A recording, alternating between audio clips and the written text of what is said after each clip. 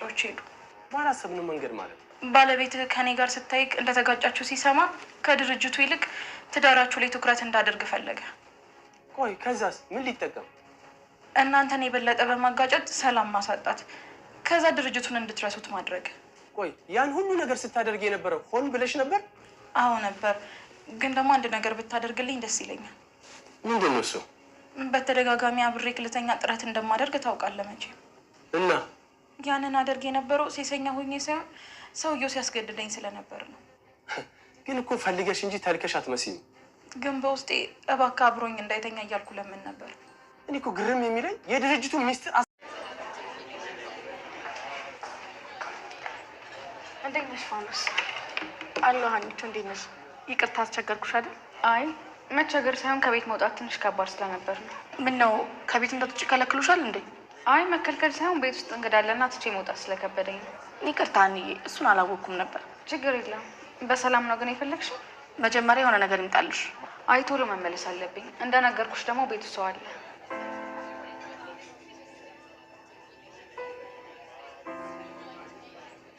ምንድን ነው ፋኖስ?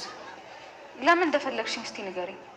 ሀና፣ እየፈራሁት ነገር ሆኗል። የፈራሁት? ምንድን ነው የፈራሽው? አርግዣለሁ። ምን? ሀና ተረጋጊ እንጂ። ማለቴ እንዴት? እኔ አላቅም ሀና። ባለፈው እንዳልኩሽ የወር አበባሽ ተዛብቶ ነው የሚሆነው። ግን ምን ማድረግ አልችልም። ፋዘርዬ በጣም ነው የሚወድሽ። ለዛ ነው እንዲህ ተረጋግቼ እያወራሁሽ ያለሁት። ምን አድርጊ ነው የምትሉኝ? ቆይ እንዴት እንዳደረገሽ እንድትነግሪኝ እፈልጋለሁ። አልገባኝም። ቆይ ሴት ልጅ እንዴት እንደምታደርግ ከመሰረታዊ መጠጡ ጀምሮ እንድነግር ፈልጋለሁ። አትቀልጅብኝ። አንተ ራስህ አትቀልድ። እያወቅሽ ፋዘርዬ እኮ መውለድ አይችሉም። እሱንማ ሁላችሁም አላችሁኝ፣ ግን ደግሞ ነው ያረገዝኩኝ። ቆይ እርግጠኛ ነሽ ግን ከፋዘርዬ ነው? ቆይ አልገባኝም። ዝም ብላችሁ ስታዩኝ የወንድ ሱስ ያለብኝ ይመስላችኋለሁ እንዴ? እንደሱ ማለት ሳይሆን ነገሩ እንዴት ሆነ ብዬ ግራ ገብቶኝ እኮ ነው። እኔ ምንም አልገባኝም። እኔ የማውቀው ነፍሰ ጡር መሆኔን ብቻ ነው። ቆይ ተመርመርሻል እንዴ? አዎ ተመርምሬያለሁ። ቆይ ታዲያ ሌላ ወንድ ካላወቅሽ እንዴት ነገሩ እንደዚህ ሊሆን ይችላል? እንደዚህ የተለማመጥኳቸው ያለሁት እኮ ልጄን ለብቻ የማሳደግ አቅቶኝ አይደለም። እሱ ደግሞ ማለት ነው እኔ እኮ ከሌላ ሰው ባረግዝ ኖሮ። ቤቲ ምስጢሩን ለወይዘሮ ሜላት ከተናገረች በኋላ ወይዘሮ ሜላት በጣም ተናዳለች። እንግዲህ ከዚህ በላይ እነሱ መጉዳት የለብኝም ብላ ስላሰበች እውነቱን ተናግራለች፣ ቤቲ ማለት ነው። እሱም ስለ አቶ በቀሉ ያላትን መረጃ እነሱን ብጥብጥ ውስጥ እንደከተታቸው መጀመሪያ ላይ ድርጅታቸውን አደጋ ላይ ለመጣል ነበር ያሰበው። በኋላ ላይ ግን እንዳሰበው ሳይሆንለት ቤተሰቡ እነሱ እርስ በርሳቸው እንዲጣሉና ድርጅቱን እንዲረሱት እንደሚያደርግ እያንዳንዱን ነገር እሷን ሲያሰራት እንደነበር እሷን እናንተ ነህን መጠቀሚያ እያደረጋቸው እንደሆነ ሁሉን ነገር ነገረች። ስትነግራቸውም በጣም ተናዳለች ወይዘሮ ሜላት። እንዴት የእሱ መጫወቻ ሆናለሁ ብላ ማለት ነው። በሌላ በኩል ደግሞ አቶ መስፍን ምን ያክል ጊዜ እየቀለድሽብኝ ነበር፣ ሆን ብለሽ ነው ከመጀመሪያውም ድረስ እኔን የተዋወቅሽኝ ብሎ ስላሰበ ከአንቺ ጋር ቆይ ያልጨረስኩት ሂሳብ አለኝ፣ ብዙ መነጋገር ያለብታል ነገር አለን ብሎ ወይዘሮ ሜላትን ተከትሏት ሄዶ ነበር። እሷም ተናዳ ወደ ክላሷ ሄዳ ራሷን ለማረጋጋት እየሞከረች ነበር። እና ተረጋግተን መነጋገር አለብን፣ ብዙ ማሰብ ያለብን ነገር አለ ብሎ ጠየቃት። እሷ ግን እንዴት ነው የምንረጋገው? አቶ በቃሉ እኛን ለመጣልን እያረገ ያለውን ነገር እያየህ አይደል እንዲ ያለችው። ግን ከአቶ በቃሉ ጋር ያለሽ ግንኙነት ምንድን ነው? የስራ ብቻ አይመስለኝም። ለምንድን ነው እንደዚህ የሚከታተልሽ ብሎ ሲጠይቃት እኔን እንዴት ትጠራጥረኛለህ? በሱ ነው እኮ ሜላት ነኝ ብላ ተናዳ ከቤት አስወጣችው ማለት ነው። በሌላ በኩል ወይዘሮ ፋኖሴ እንግዲህ አርግዛለች ማለት ነው። እሷም እርጉዝ በመሆኗ በጣም ነው ግራ ይገባል። በእርግጥ በጣም ለረጅም ዓመት ብቸኝነት እየተሰማ ስለሆነ ቤተሰቧ ስላገለሏት ልጅ ትጠብቅ ነበር። ነገር ግን በዚህ በኩል ልጅ በማግኘቷ በጣም ነው ያዘነችው። ምክንያቱም ሌላ ወንድ አታውቅም ከአቶ ኖላዊ ውጭ። ከሱ ደግሞ መውለድ አይችልም ስለተባለ በሐኪም መውለድ አልችልም ተብሎ ስለተረጋገጠ ከመጀመሪያውንም የጠባቸው ምክንያት የነበረው እሱ ልጅ መውለድ አለመቻሉ ነበር። ነገር ግን አርግዛለች። እናም ሄዳ ስታጣራ እርግጠኛ ለመሆን ሆስፒታል ሄዳ ቼክአፕ አድርጋ እርግዝ መሆኗ ተረጋግቷል ማለት ነው። በዚህ ምክንያት ሄዶ እሱ ሲጠይቃት አመነጫጭቃ ለምን መጣህ ብላ ድጋሚ አስወጥታ እንደ ውሻ ላከችው ማለት ነው። በዚህ ምክንያት ተናዶ እያዘነ እያለ አሴር መጥቶ ለማዝናናት እና ለማረጋጋት ሞከረ። እሷን በቃ ሴት ቤት የሴት ይመጣል በቃ ምንም አትጨናነቁ እያለ እየመከረው ነበር ማለት ነው። እሱ በተቻለው መጠን እሷም ግራ ስለገባት ልታማክራት ወደ እርግብ ሄደች። እርግብ ጋር ቀጥታ ሄዳ የተፈጠረውን ነገር ሁሉ ነገረቻት። እሷም ግራ ገብቷታል። እንዴት አንቺ ከሌላ ወንድ ካላረገሽ እሱ መውለድ ካልቻለ እንዴት ሊሆን ይችላል ብላ ስጠይቃት እኔም ግራ ገብቶኛል አለቻት። አታስቢ፣ አንቺ አትጨነቂ፣ ሀናን ማናገር አለብሽ። ሀና ምንም አይነት መፍትሄ አታጣም፣ ስለዚህ እሷን አናግሪያት አለቻት። እንዳለቻትም ሀናን ቀጠረቻትና ለማግኘት ሞከረች። ያለውን ነገር ሁሉ ነገረቻት። ባለፈው ያልኩት እውነት ሆነ፣ ፔሬድ ሊሆን ይችላል ፔሬዴስ ተዛብቶ ሊሆን ይችላል ብዬ ነበረ። ነገር ግን ሄጄ ቼክ ሳረገው እውነት ሆኖ አለኝ። በቃ አርግዣለሁ አለቻት። ሀናም ደነፋች። እንዴት እንደዚህ ታረጊያለሽ? አባዬ በጭራሽ ሊያምንሽ አይችልም። እሱ ደግሞ እንደዚህ እምነቱን የሚያጎልበት ሰው በጣም ነው የማይወደው። ስለዚህ ሊገልሽ ይችላል። እኔ በፍጹም አላምንም፣ ይሄ ነገር ይሆናል ብዬ አላምንም ብላ በጣም ነው የተናደደችበት ማለት ነው። እናም እርግጠኛ ናትን በቃ ከሱ እንዳላራገዘች እርግጠኛ ሆና ነው የነገረቻት።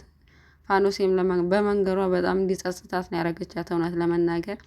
እናም ወይዘሮ ሜላትም በአቶ በቃሉ ዙሪያ ያለው መረጃዎችን ለማጣራት ወደ እርግብ እስር ቤት ሄዳ ነበር እና እርግብን ስጠይቃት ከዚህ በፊት ከአክስቷ ጋር ይተዋወቅ እንደሆነ ስልክ ሲያወራ ምናልባት ስሙን ሰምታ ከሆነ ብላ ለማጣራት ነበር ሄደችው። እሷ ግን በጭራሽን ምንም አውቀው ነገር የለኝም እማዬ፣ በእርግጥ አክስቴ ከብዙ ሰዎች ጋር በስልክ ታወራለች፣ ግን ስማቸውን እረስቻለሁ አላቅም አለቻት ማለት ነው። ምክንያቱም እሷን የገደላትን ለማጣራት ነበር በዛው አጋጣሚ ሄደችው። እሺ አንቺ ካላወቅሽ ሜሮን አብራሽ ካለች እሷንም ቢሆን ለማወጣጣት ጠይቂያተኝና የምታውቀው ነገር ካለ እንድትነግረኝ ንገሪያት አለቻት።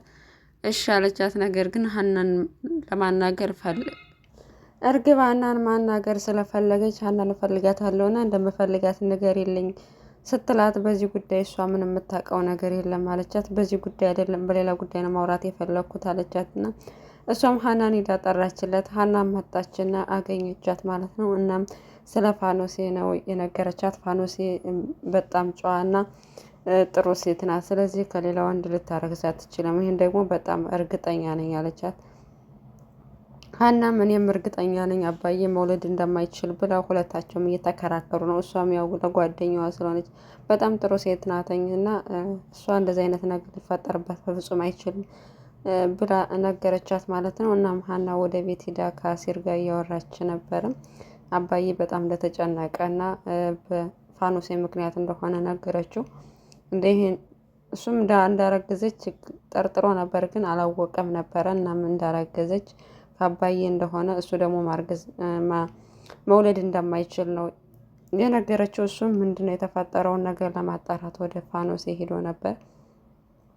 እሷ ምንድነው የተፈጠረውን ነገር ብሎ ጠየቃትና እኔ ልጄ ማሳደግ አያቅተኝም፣ ገንዘብ ብዬ እንዳትሉ እሱ ገንዘብ የለውም፣ ምን የምፈልገው አባትነቱ ነው። ስለዚህ እንዴት ሊሆን ይችላል ምናምን እያላችሁ ሁላችሁም እየተጠራጠራችሁ አትጠይቁኝ።